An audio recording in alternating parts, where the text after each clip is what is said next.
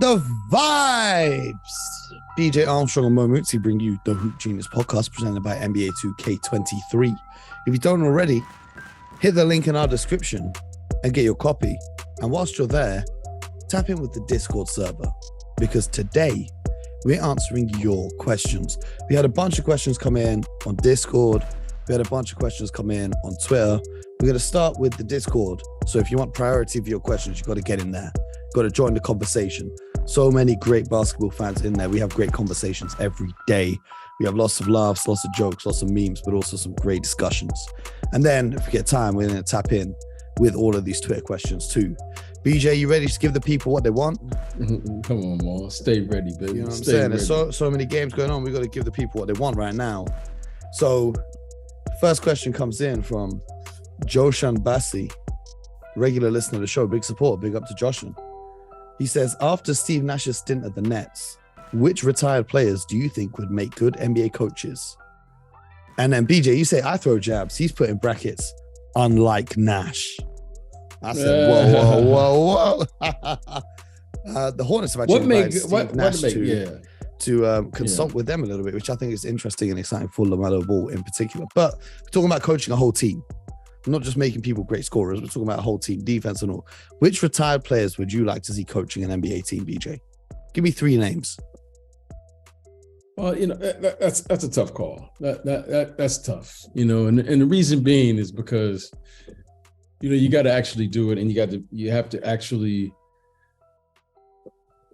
have, in my opinion, on the job training to do this. This isn't something you do as a player, and then all of a sudden you just go and you become a great coach. It's something you have to do, you have to learn, and I think that takes time. And then one of the first things that it requires is you to have separation, the difference between a player and a coach.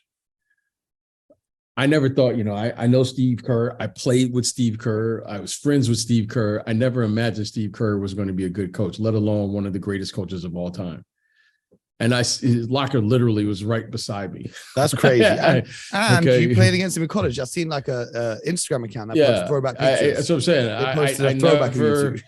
It never dawned on me that he was going to be, a great coach. It just never dawned on me.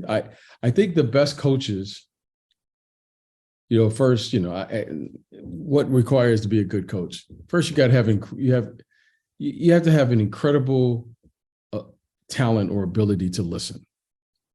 You got to listen, right? You got to listen to your team. You got to listen to people. You got to be able to listen to executives and media people and do all those things.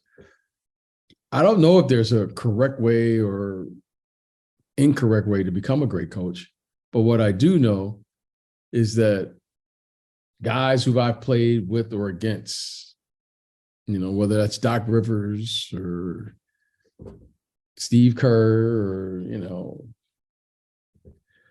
friends, you could say, Phil Jackson was an ex-player. Pat Riley was an ex-player. I just think you need on-the-job training.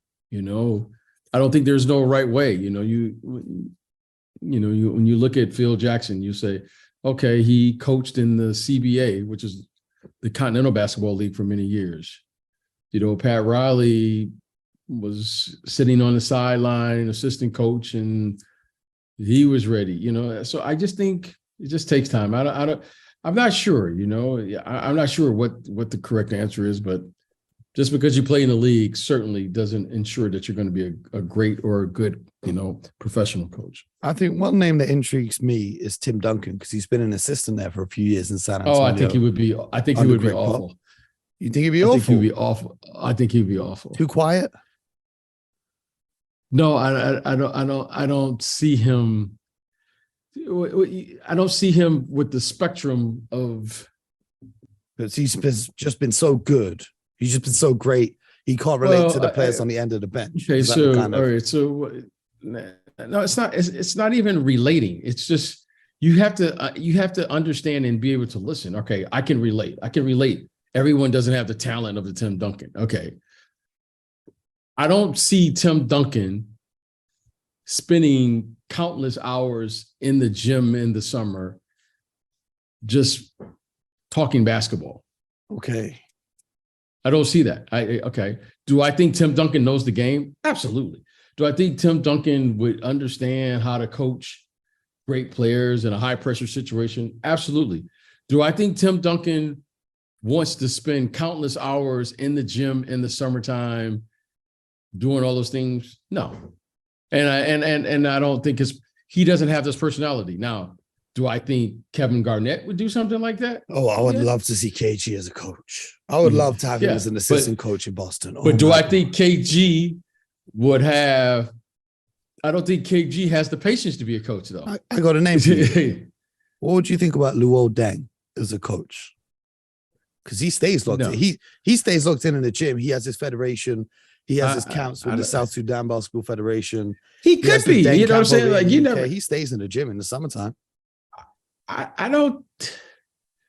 You know, I think. Look again. You just never know. Like I said, you never know. But right off my instincts say, no, I don't think Lou would do that. It takes a certain personality. What about? I don't see Lou. What about a retired player by the name of BJ Armstrong? Would coaching ever interest him? I think at 55, I think I can now I think I can reflect. At 55, I think now I'm finally getting to a point where I can say it is what it is. I don't think everyone is equipped to deal with these problems. See, everyone thinks coaching some teams right now. When you look at the league, all teams. No. When you look at the league, coaching the Brooklyn Nets is very different to coaching the Milwaukee Bucks. They're just two very different. They got the same problems. I wouldn't say the same problems. Oh yeah. Everyone has the same problems. A lot of these problems that you see, Mo, these are the first time you're just seeing them publicly. These aren't new problems. These are. I don't know. I think there is a little difference. Well, I know. I've been in these locker rooms. Okay. Every team has the same problem. Every team, like for instance, all right. I remember when we were these problems and things you're seeing, these aren't new. These aren't new conversations. The difference is you're seeing them now in real time. That's all. I think some of them must be. No, that's fine. Hey, I was born in 1967. You were born when? When were you born, Mo? 94. Okay, so in 94, I was already out in them streets. I've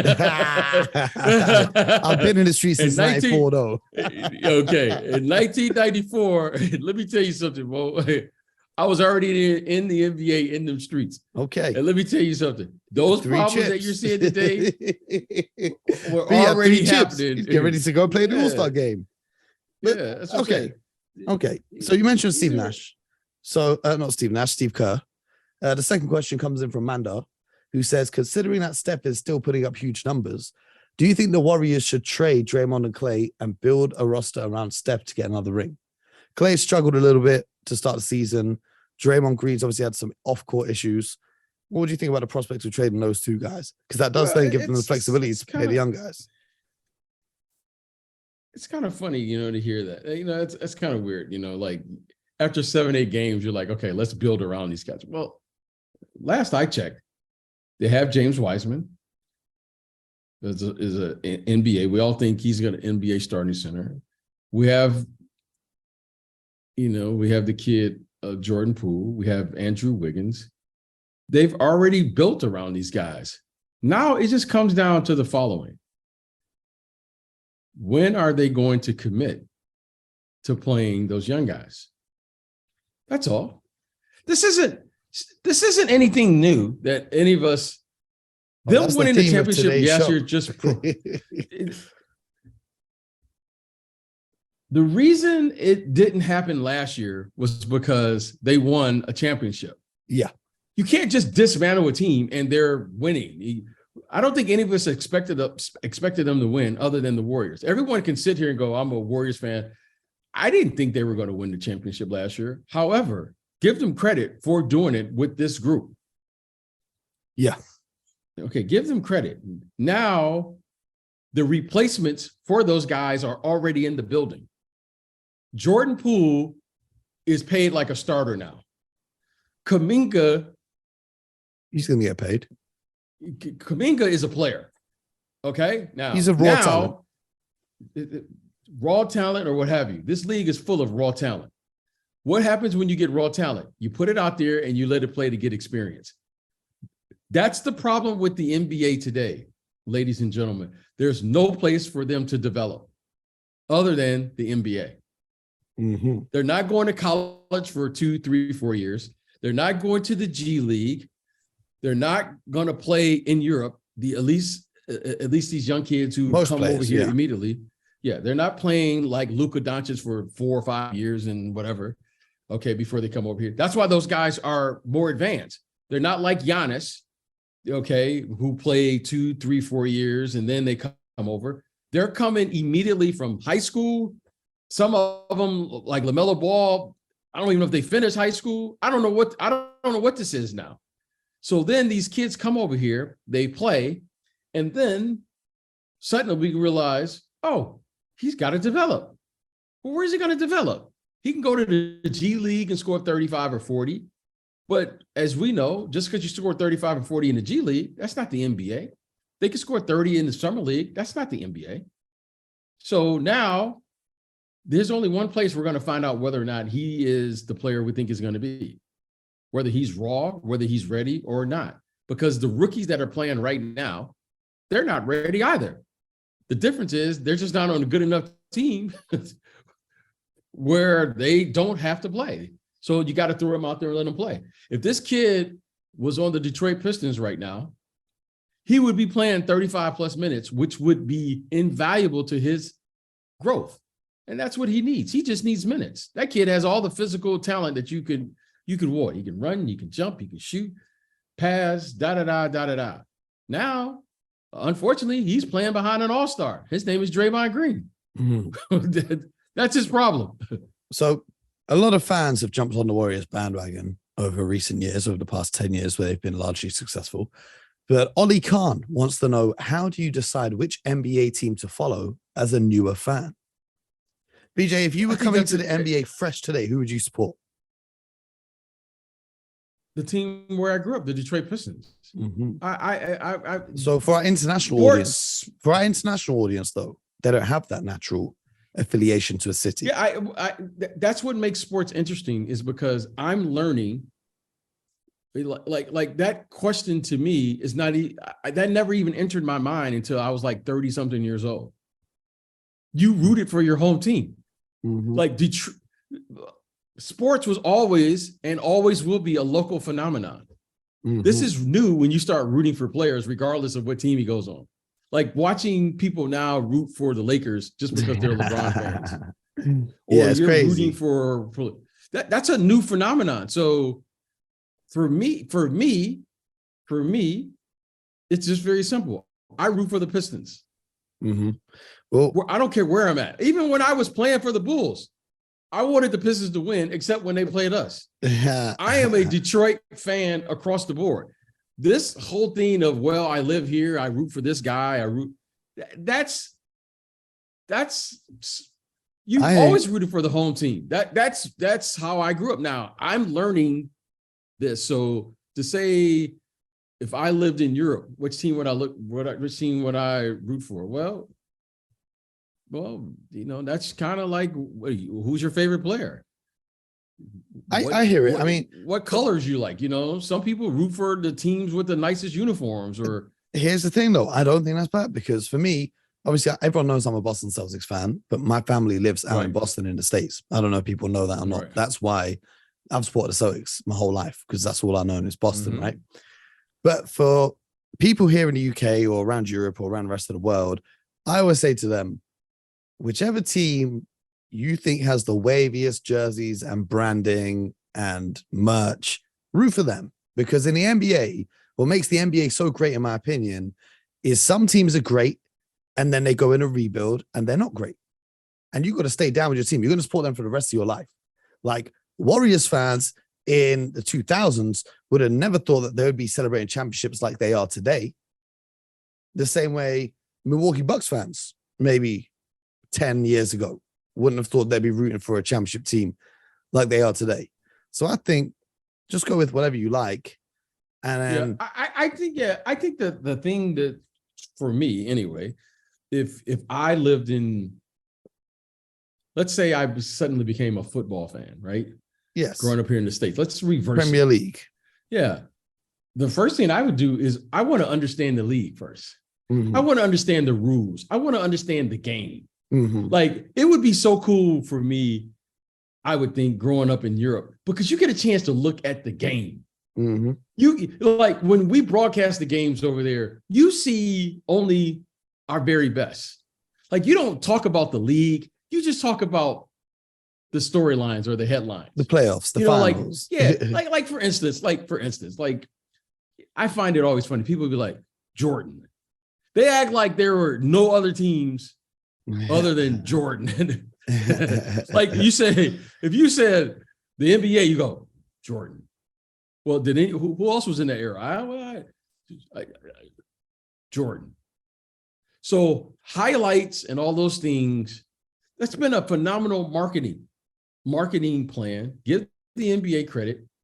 But if I were in Europe and I was able to watch, I would really just want to watch the game. Like, it would be cool to, like, let me just watch the NBA game. Like, let me just watch Sacramento versus Orlando and see how the game is played. Let me learn about the game. Let me learn and appreciate the different styles. Let me learn and appreciate all these things.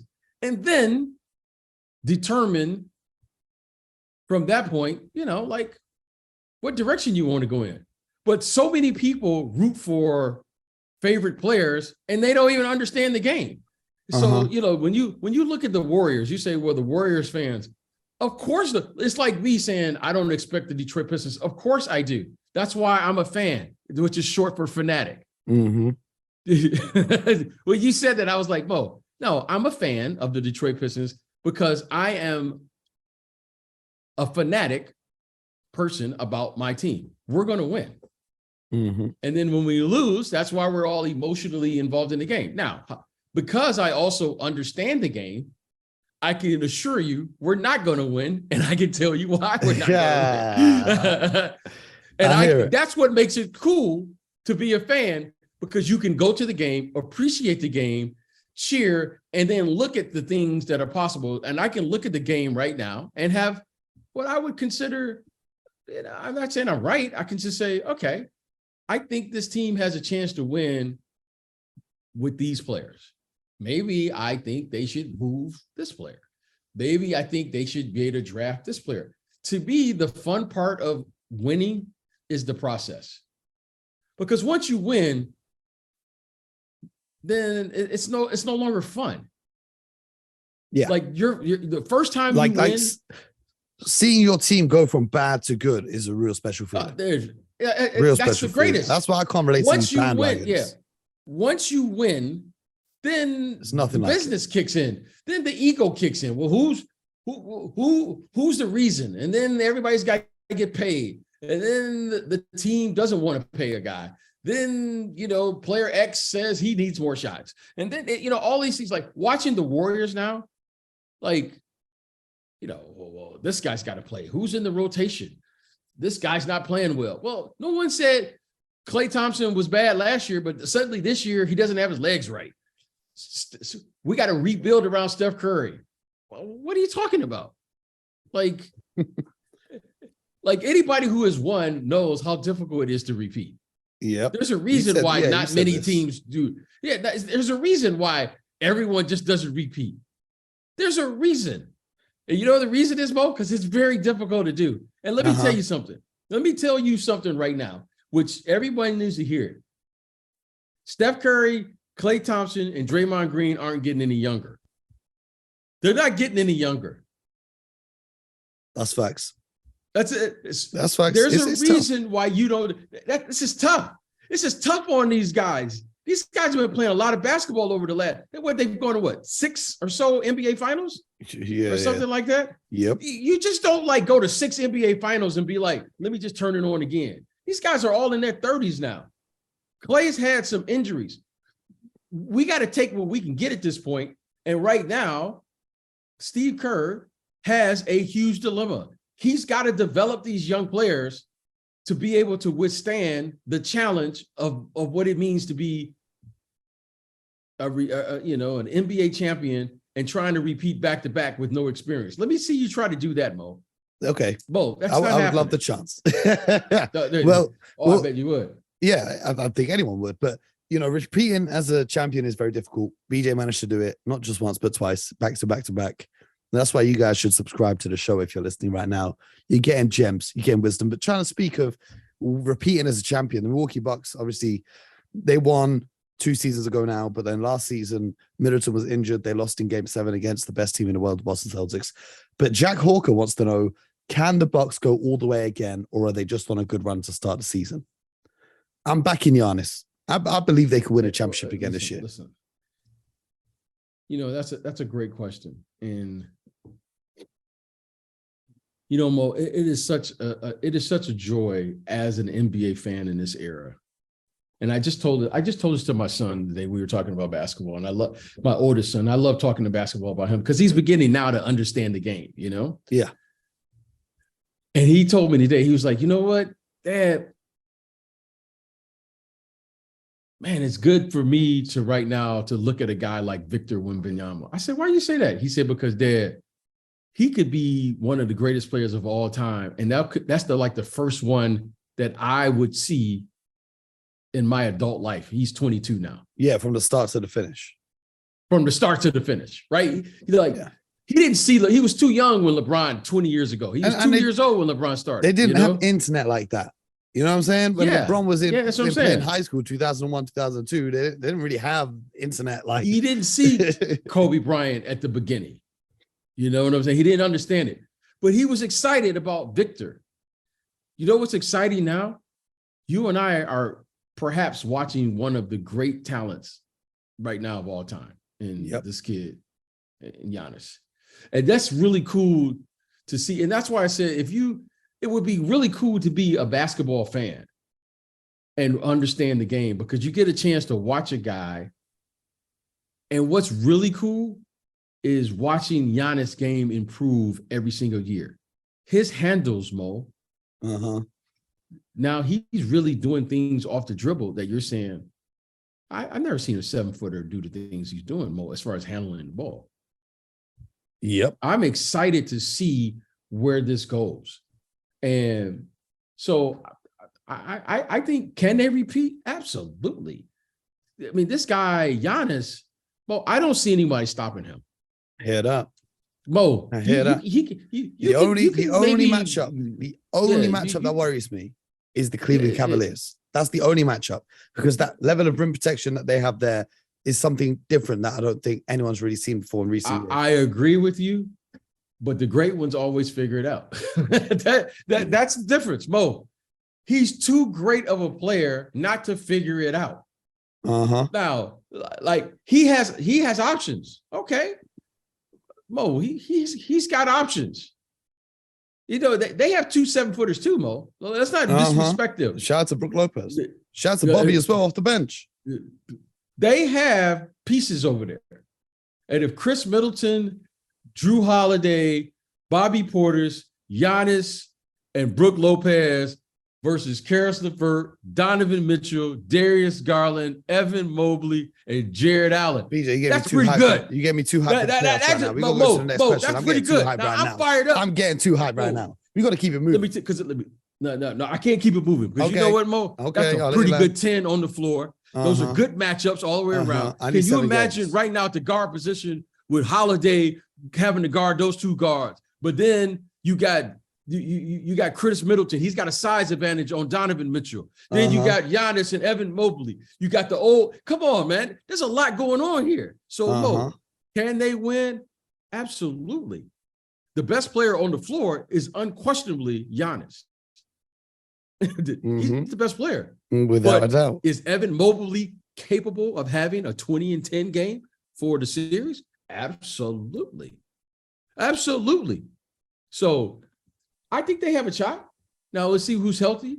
And I want to say this Cleveland Cavaliers team, They're playing some good basketball. Ain't nothing to play with. Zubair says, for the longest time, shout out to Zubair, always on the podcast every day. For the longest time, we've seen the Blazers go as far as Dame takes them, even in the regular season. He's been injured and out for the last 4 or 5 games, and the team has picked up significant victories in the meantime. How far does this Blazers go? Does this Blazers team go as constructed, seeding wise and postseason? How has Chauncey Billups done so far? Where does he rank amongst coaches only in his second year as a head coach? What significant changes has BJ observed under Chauncey's leadership? Now, here's the thing. You just done asked us 5 questions in 1 question, my brother. Yeah. We're going to have to just pick one to focus on. Now, you asked me at the start, you did ask me who I thought was going to be a good coach who played in the league. Yep. I'm gonna tell you who is getting on the job training right now. I think is going to be an excellent coach. Okay, that's Juwan Howard. Oh yes, Michigan. Yes. Because I think he is getting on the job training. His personality is what you're looking for. You know, I think Juwan Howard right now, if you ask me who, he is the name that just came to me. Okay, so in saying that, where do I think this team is going to go? The West is stacked. Right off the top, I don't think this team can beat the upper echelon teams. I don't think they're going to finish in the top 4. So that means I don't think they'll finish in the top 5. So that means they're going to be 6, 7, or 8.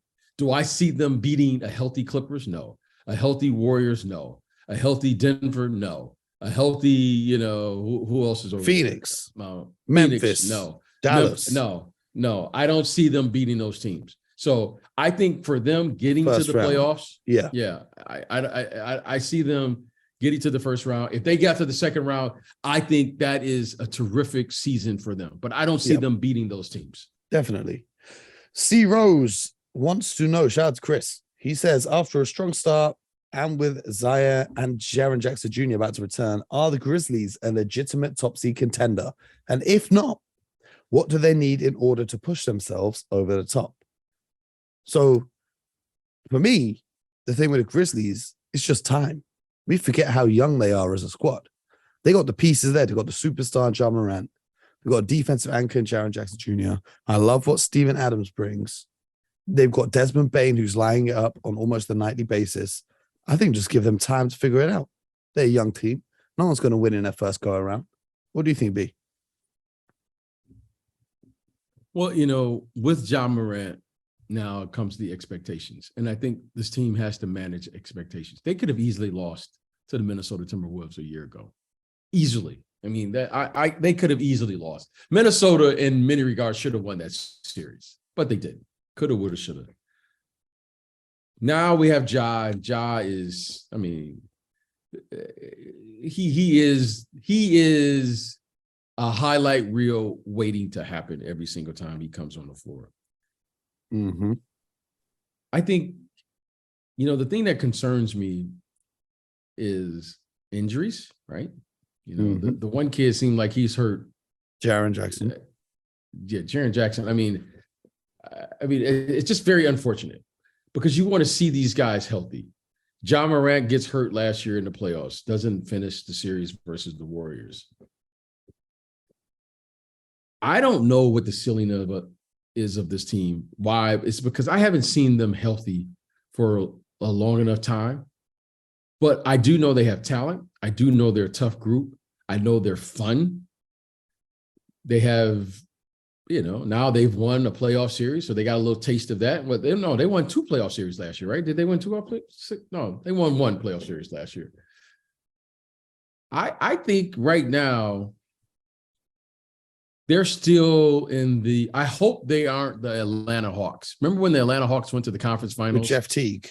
Yeah, they're not the Atlanta Hawks. They got Ja Morant, not Jeff Teague. No. Remember when they got to the conference finals? And then suddenly the Trae Young team. The Trae Young team. Yeah. And then everyone thought they were going to go back there next year, and then they haven't. I just hope I hope that's not the case with this group. Well, I think that Atlanta Hawks because the West is but the West is stacked. Like Dallas, Clippers, the Warriors, Denver, New Orleans. You know, we forgot about New Orleans. Uh-huh. I mean, these are good teams, Mo. This isn't like, well, No doubt. they're No just- doubt. But I mean- Jaren Jackson, 23, Desmond Baines, 24. They've got time on their side. Zion, well, everyone says they got time on their side. Let me tell you something. That's not true. Injuries happen. Everybody's got time. No, you got to win when you're supposed to win. Everyone's got time. Oh, I'll get there next year. Victor is coming. Okay. Victor is coming, ladies and gentlemen. And if he's in the Western Conference, that's going to change. So all of a sudden now, that's just how it is. It's just this is what it is. Like, I don't buy in that they've got time. So I hear it. and you know, those guys are hurt all the time. Okay. Jaren Jackson is always hurt. I Well, mean, what do speaking- you want me to say? Speaking of being hurt all the time, Janae says, hello, Mo and BJ. I love your podcast. I listen to y'all banter every day. Shout out to Janae. Big love for tuning in every day. We appreciate you. Thank you. Janae says, I want to ask if the Clippers are selling us fans another dream. Will they pull off the unthinkable and actually go to the finals this year? Keeping my fingers, toes, and eyes crossed. Well, Kawhi Leonard is expected to miss his 8th straight game today. We were recording this before the Clippers game tips off. Kawhi Leonard is expected to miss his 8th straight game due to knee injury management. And the timetable to his return back onto the court remains, quote, uncertain, which is very worrying to me. And it's like, it makes sense why Kawhi signed that 4-year deal rather than the 1+1 to go and try and get that super max after. Maybe he knew, maybe he didn't. Who knows? I just wish him the best of health. But if Kawhi is not playing and he's missing time like this, stretches of 10 games apiece, I don't any longer have faith in the Clippers because they need to build that chemistry. It's not like we've talked about this before. It's not like the Raptors team where he kind of moved. He just got plopped into an already well-oiled functioning machine. Ty Lue's a great coach. They got a great squad around him, but I think they need to build the chemistry. And if he's missing 10 games at a time, if not more, I think they're really going to struggle with that when it comes to the postseason and they come up against teams who have built the great chemistry by playing together throughout the season. So this team goes as far as Kawhi Leonard's knees can hold up, in my opinion. What do you think, BJ? Well, it's very hard to win when your best player, and Kawhi Leonard is without question, he's one of the best players in the entire NBA when healthy. At the very least, he's a top 10 player when healthy. Some would argue he's up in that top 2 or 3, and he certainly performed at those levels when healthy. I mean, Kawhi Leonard is... We've not seen that since 2019. We haven't seen it now. Or at that level when since 2019. Yes. Okay. But when he is fully healthy, he's as good. He's as impactful of a player on the game as any player in the game currently today, when healthy, Giannis included. Mm-hmm. Now, he hasn't been healthy, and this is a concern. So realistically, this team was built around him and his talent, and that can only be realized with him being on the floor. I just happen to believe there's something going on with him that, you know, we just don't know. I mean, he seems like he wants to play, but his body won't allow him to play. And he's trying. That's what it looks like to be. But I don't know. I mean, no one knows. I hope he gets it. Yeah, I do too, because I really think if the Clippers are healthy, they have a great opportunity. I really believe that. They were my pick for the West if healthy. But they haven't been. So all we can say is what we see. So the answer today is no, because Kawhi, their best player, won't be out there playing and performing. But if he is healthy, Mo, that's a pretty good team over there. Matchup nightmare. That's a good team with him, without him. It's just that I don't know if they're a championship team without him. I hear that. That's fair enough assessment. We got one more question in the Discord from Mario, who says, hey guys, excellent show. I listen every single day and really impressed with the content and the addition of the Discord server. Shout out to Mario. Shout out to everyone in the Discord. He says, my question is, now that you guys have seen each team play 10 games, what are your early season predictions for defensive player, rookie of the year, MVP, etc.? Well, Mario, the thing is, Mr. Armstrong over here has a rule of thumb. He likes to wait until 25 games because I'm worried if we do this now, Laurie's Markkanen's name might creep into the MVP conversation. So we're going to have to wait till game number 25 has taken place. Hey, and then I promise you, aside, we will dedicate the whole episode to your question, Mario. We appreciate you. Can I just say this? Because I don't know how much longer we are going to be able to say this. If we were going to say MVP, Donovan Mitchell's name would be in there today. Yeah, I hear it. He's putting up like 30 a night on that stack. Donovan Mitchell. Yeah, no. Donovan Mitchell has been pretty darn good. Okay, he's been pretty darn good. Now, I just want to say that because I don't know how much longer we're going to say that, but I want to give him a huge shout out because he is playing terrific lights out basketball right now. Okay, most improved. I want to say this too. It's Lauri Markkanen. Well, I got Donovan third on my list. I got Giannis at number 1, undefeated, undisputed. I got Luka at number 2, and then we got Donovan Mitchell at 3. But there's a bunch of players. We could have Ja Morant's name in there. We could have Tatum's name in there. We could have a whole bunch of names. But we're gonna do a whole episode when we get to 25 games in. That's what we got time for today.